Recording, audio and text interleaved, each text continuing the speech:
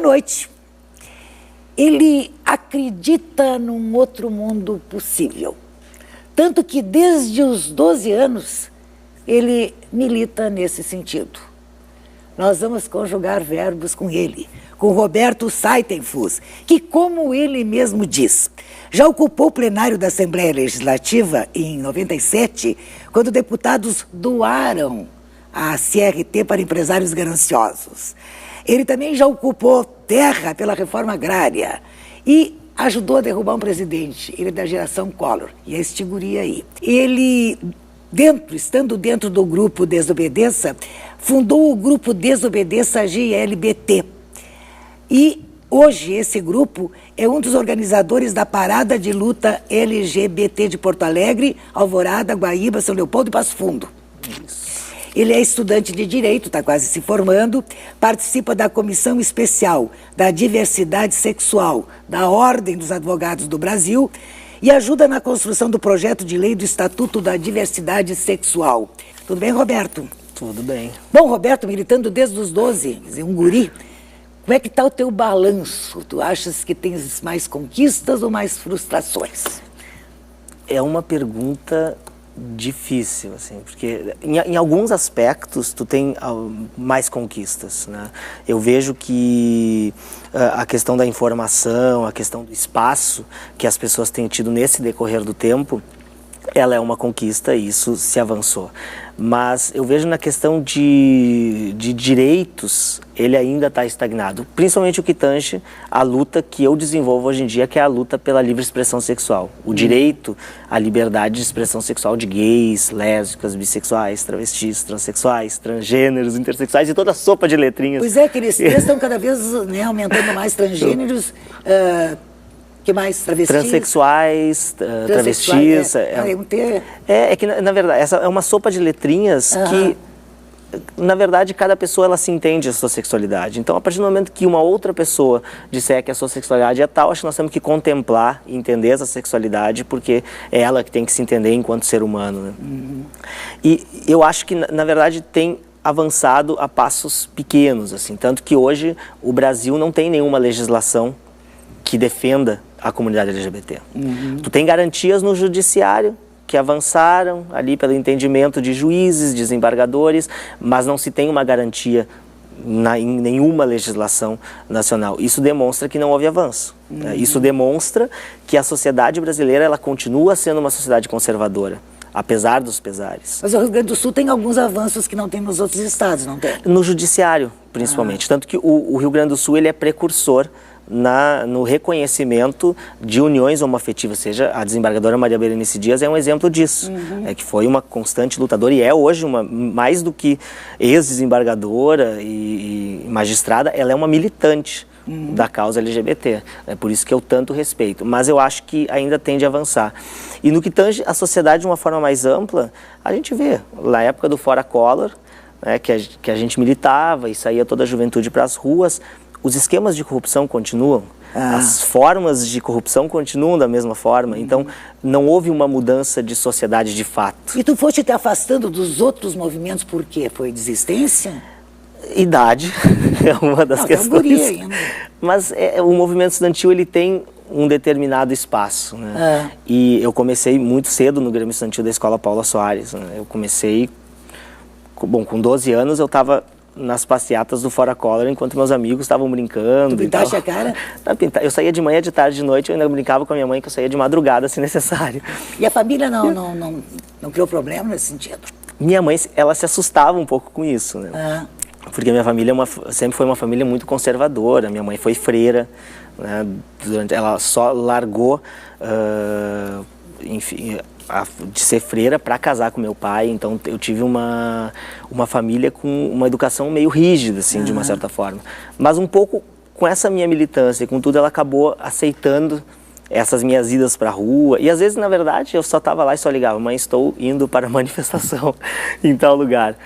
E como eu sempre tive uma cabeça bem centrada, assim, então acho que ela acabou entendendo e respeitando bastante isso. E com relação à sexualidade, teve algum problema em casa? por incrível que pareça, eu nunca tive um problema grave. Assim. Aqueles desentendimentos e artifícios que às vezes se utilizam em uma briga para querer te desqualificar em determinadas brigas familiares, isso aconteceu como em qualquer família acontece. Mas eu vejo que não houve um preconceito de fato. Assim, isso eu nunca tive. Como casos que eu acompanhei de pais expulsarem os filhos de casa, de acabarem dentro da fase, né, de acabar em lugares, de jovens que se suicidam por causa da questão que não tem o reconhecimento. Isso é muito comum acontecer. No meu caso, eu nunca tive isso. Assim, sempre foi muito tranquilo, meus namorados frequentaram a minha casa, nunca teve um problema, mas eu nunca sentei com meus pais para conversar. Nunca precisou? Eu acho que nunca precisei, e eu sempre tive um pensamento lá no início até, inclusive, de que eu tentava ser, eu sempre costumo fazer isso, inclusive, fazer uma comparação com o heterossexual. Nenhum heterossexual chega para o pai e diz, pai, eu preciso te contar uma coisa. Eu sei que o senhor sente que eu preciso lhe contar, eu sou heterossexual, eu quero que o senhor entenda, esse tipo de coisa não acontece. Então eu imaginava, se isso não acontece, então eu também não preciso chegar e contar, eu posso apresentar, pode frequentar minha casa, daí foi o que eu fiz, naturalizando essa convivência. Mas tu contaste para a Paola que a tua primeira história de amor foi com uma moça. Foi. Foi por causa da família ou foi por quê? Não, então, por relação mesmo, assim, era na época do Grêmio do Paula Soares, isso se ela estiver assistindo esse programa, faz muitos anos atrás, e a nossa relação era boa, assim, nunca tivemos nenhum problema, mas com o passar do tempo, inclusive, como eu fui me aprofundando, foi num momento onde eu estava decidindo o que eu ia fazer da minha vida, não em questão de sexualidade, isso para mim sempre foi muito tranquilo. Você foi tranquilo, você foi claro, porque a moça... Mas eu gosto de moças. Gosta? Gosto. Então tá. Eu também sinto em questões mas foi a afetivas. única história ou não? Não, como tu tiveram gosta outras, tá. mas digamos assim, depois eu passei a me relacionar só com homens, no sentido de namoros, de ter um relacionamento afetivo maior, né? Com ela foi bem tranquilo, mas foi um momento onde eu me preocupei muito mais com ela do que comigo, na verdade. Porque como eu tinha, eu estava acabando... Eu fiquei aparecendo demais, sendo muito visível, inclusive a minha sexualidade, porque eu comecei a militar também no Nuances na época, né? E isso acabou dando uma visibilidade de que, bom, eu era bissexual ou eu sou gay, enfim. E isso, para ela, né, perante os amigos, acho que seria complicado seguir mantendo essa relação.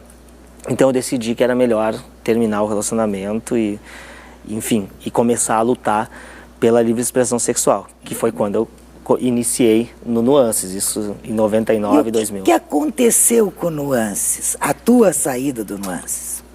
Pois, eu participei alguns anos do Nuances, assim, eu entrei, hoje nós estamos na 17ª parada, livre, na 3ª parada eu estava ajudando já na organização, isso, um menino de 18, 19 anos. Tu que inventaste o caminhão de som, coisa assim? O primeiro caminhão de som. Hoje tu vê vários trios elétricos, não tinha essa cultura de trazer. Como eu venho do movimento estudantil, eu tinha aquela questão de vamos botar um caminhão de som, fazer uma manifestação, vamos gritar pelos nossos direitos. A primeira coisa que eu fiz foi procurar as pessoas que eu conhecia e dizer, vamos botar. Aí um sindicato topou, que foi o Sindicato dos Bancários na época. E como eu conhecia alguns diretores, um dirigiu o caminhão, o outro colocou gasolina, o outro foi... E a gente disse, não, vamos colocar. Então, na época, foi muito engraçado, porque era só eu, Glória Cristal e Laurita Leão em cima do caminhão. Não cabia mais ninguém em cima do trio. Era uma D20 pequenininha, com aquele motor em cima, era muito engraçado. Mas foi a primeira vez.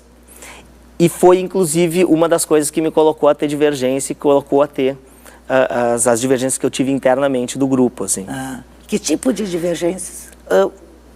O caráter da parada, né, é uma das divergências, né, e que permeia até hoje, inclusive, né, de que eu vejo, particularmente, de que a parada ela tem que abranger as reivindicações da sociedade de uma forma mais ampla. E não faz isso? Né?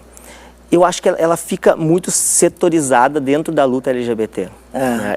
E mesmo assim, ela ainda, em determinados momentos, ela aparece muito mais uma questão festiva meramente do que de luta. A parada é uma manifestação. Sim. Ela é uma manifestação. Ela pode ser uma manifestação de uma forma diferente, mas ela tem que ser uma manifestação. E por isso ela tem que falar que ela reivindica direitos, ela tem que fazer questionamentos da sociedade. E na época, eu nunca me esqueço, uma das brigas que a gente teve internamente foi porque eu li uma faixa de um partido político que estava na caminhada e que ele fazia questionamentos ao governo federal na época. E isso foi o ápice, assim, não, porque tu tá lá, e eu sempre fui muito próximo a Luciana Genro, sempre, bom, com 16 anos eu estava militando já com a Luciana, e ao fazer isso eles disseram, não, tu tá aqui porque a Luciana te mandou, porque tu tá aqui, como se as pessoas fossem mandadas por outras a fazer algo. Então esse desgaste começou a me afastar. Eu comecei a ver que ali tinha lutas muito mais individuais do que coletivas. E isso acabou me afastando, eu até pensei em parar de militar, porque isso me deixou triste de uma certa forma, mas foi o que depois levou na construção do Desobedeça. Desobedeça tem a luta, como é que é o nome da parada? Tem parada também? Tem a parada de luta LGBT ou a parada de luta da diversidade. Como é que é a parada de vocês? Quer dizer, vocês dão menos importância ao show e mais às reivindicações. Como é que está funcionando a parada de vocês? A gente tenta equilibrar, na verdade, porque o show das drags e essa também é político, né? Tu colocar uma drag, que é uma parte de uma cultura que está hoje enclausurada dentro de boates, dentro de lugares de guetos LGBTs, tu colocar isso 2 horas, 3 horas da tarde no Parque da Redenção, isso é extremamente político. Agora, as drags estão na outra parada, na Livre, e estão na parada de vocês, ou não? Sim. Ou quem está numa não está na outra? Não, estão nas duas. Inclusive, nós participamos da Livre também. Ah, tu participas? A gente chama as pessoas a participar, a gente acha que é importante ir, porque vai dar mais visibilidade. A gente pode ter divergência no formato, mas nós estamos nas ruas. E isso, por si só, é político, dá visibilidade. Hoje tem muito simpatizante, né? Dentro da parada, pelo menos da parada Livre, não sei se na parada de vocês também. Pessoas que não tem nada a ver, quer dizer, são heterossexuais, mas estão lá dentro, só não tem freira, mas... Eu acho que... Eu acho que até tem. Sabe? O que importa, na verdade, o que importa é que toda a sociedade participe. Né? Isso que é fundamental. E está participando já. E está participando há muito tempo. De vocês também. Sim, muito. O que diferencia, assim, que é uma outra característica que a gente quis trazer, é que a nossa construção ela é feita com sindicatos, né, não só de grupos LGBTs, mas e mesmo assim, os grupos LGBTs eles são grupos de todo o estado do Rio Grande do Sul. Todos os grupos do interior do estado do Rio Grande do Sul participam conosco. Então agora em janeiro nós vamos ter reunião com todos os grupos, vão vir para Porto Alegre, vão reunir já para começar a organizar a manifestação de junho. Né? Então vem ônibus do interior, vem artistas do interior, então tudo para organizar de uma forma coletiva. É isso que a gente acha importante fortalecer. Tem uma data pré-estabelecida? É sempre o domingo mais perto do dia 28 de junho. Porque o dia 28 de junho é o Dia Internacional da Luta, né? Que marcou dia 28 de junho de 1969, que foi a luta que houve em Stonewall Inn, na cidade de Nova York, nos Estados Unidos. Bom, tu disseste que vocês pretendem ou tentam ter uma ligação com os sindicatos, etc e tal. Na luta daquele sindicato, na luta dos professores, etc e tal, vocês participam? Muito. O Desobedeça, por exemplo, ele desde a sua fundação... Me traduz esse Desobedeça, que eu não sei exatamente como é que funciona o grupo original, né? O Desobedeça, ele nasceu, bom, acho que por causa disso, inclusive, ele nasceu no movimento estudantil. Né? Ele foi um movimento de juventude. Né? Eu fazia parte quando era do Grêmio Estudantil. E a partir dali, como a gente tinha vários jovens de vários Grêmios Estudantis do estado, e muitos gays, lésbicas, a gente começou a pensar, não, a gente precisa discutir essas temáticas, né? E como eu já era uma pessoa que vinha do Nuances, que tinha toda uma trajetória, eu disse, não, eu topo sentar, e eu já estava saindo do movimento estudantil na época também, e eu disse assim, vamos fazer essa discussão. E aí a gente reuniu um grupo, inclusive a primeira reunião foi no Sindicato dos Professores, no CEPERS, e dali a gente disse, vamos fundar um movimento.